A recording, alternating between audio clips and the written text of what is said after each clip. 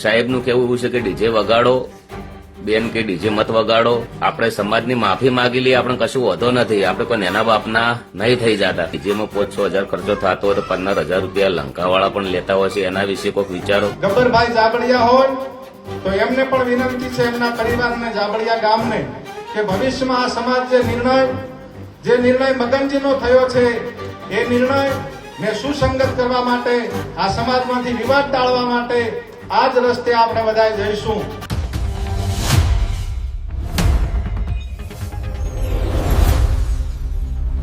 ઠાકોર સમાજ દ્વારા પોતાનું બંધારણ બનાવ્યા બાદથી આ બંધારણ ખૂબ જ ચર્ચામાં છે. થોડા સમય પહેલા બંધારણમાં ડીજેના નિયમોનો ભંગ કરવાને લઈને ઠાકોર સમાજના 2 કલાકાર ગબ્બર ઠાકોર અને અર્જુન ઠાકોરને નાત બહાર કરવામાં આવ્યા હતા. જોકે હવે આ મામલે ગબ્બર ઠાકોરે સમાજની માફી પણ માંગી લીધી છે અને ગેનીબહેન તેમજ અલ્પેશ ઠાકોરના નિવેદન પર પ્રતિક્રિયા આપી છે. તેણે કહ્યું કે એક બાજુ અલ્પેશ ઠાકોર ઘરમાં ડીજે વગાડવું તેવું કહે છે અને ગેનીબહેન ના પાડે છે, ત્યારે આગેવાનોએ આ વિશે સ્પષ્ટતા કરવાની જરૂર છે. નમસ્કાર, તમે જોઈ રહ્યા છો ચક્રવાત ન્યૂઝ. હું આપની સાથે પૂજા. ન્યાયની વાત કરીએ તો એક મોટું ષડયંત્ર રમણું છે મારા પાસે. અત્યારે બી કહું છું, અમારા ગામમાં પણ બહુ મોટો વિખવાદ થયો છે. હવે સોગન ઉપર વાતો આવી ગઈ છે. સાહેબનું કહેવું એવું છે કે ડીજે વગાડો, બેન કે ડીજે મત વગાડો, તો એક સમાજમાં પણ બહુ સમાજને શું કરવું એ પણ નિર્ણય નથી, અથવા એક દિલથી મારા વિચાર પ્રમાણે રજૂઆત છે કે ડીજેમાં 5-6 હજાર ખર્ચો થતો હોય તો 15,000 રૂપિયા લંકાવાળા પણ લેતા હોય છે, એના વિશે કોઈક વિચારો. અને આપણે સમાજની માફી માંગી લઈએ, આપણે કશું વધો નથી, આપણે કોઈ નેના બાપના નહીં થઈ જતા.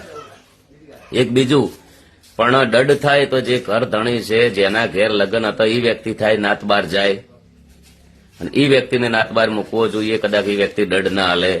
એટલે બંધારણ માટે કોઈ સારા નિર્ણય લો, બધા વિચારો, પછી તમારે કરવું ના વિચારવું એ બધી તમારી મરજીની વાતો છે.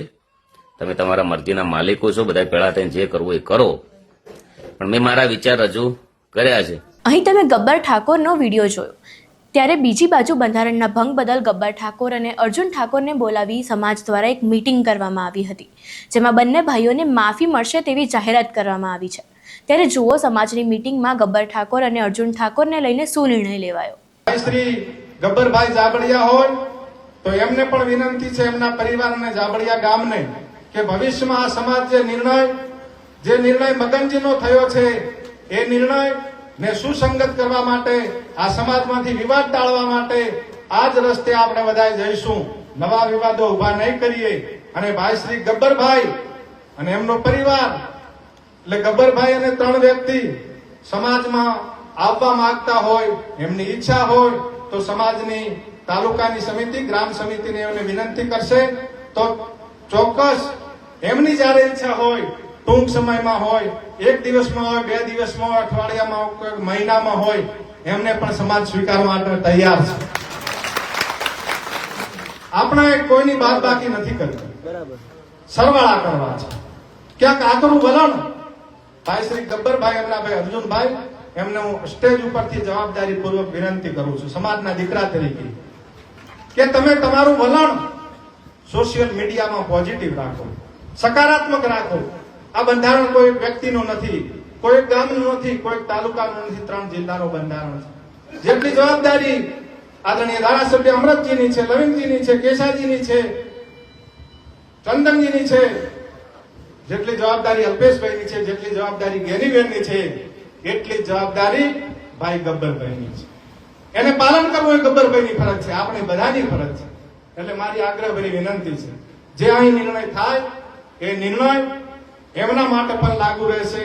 આપણે કોઈના બાદ બાકી નથી કર્યા, આપણે સરવાળા કરવા છે. અને હું પરમ કૃપાળુ પરમાત્મા સદારામ બાપા, માં ભગવતી અને ઓગણ બાપાને પ્રાર્થના કરું કે આ સમાજના બંધારણને આવી મીટિંગ ભરવાનો ક્યારેય દિવસ જ ના આવે, કોઈ તોડે જ નહીં.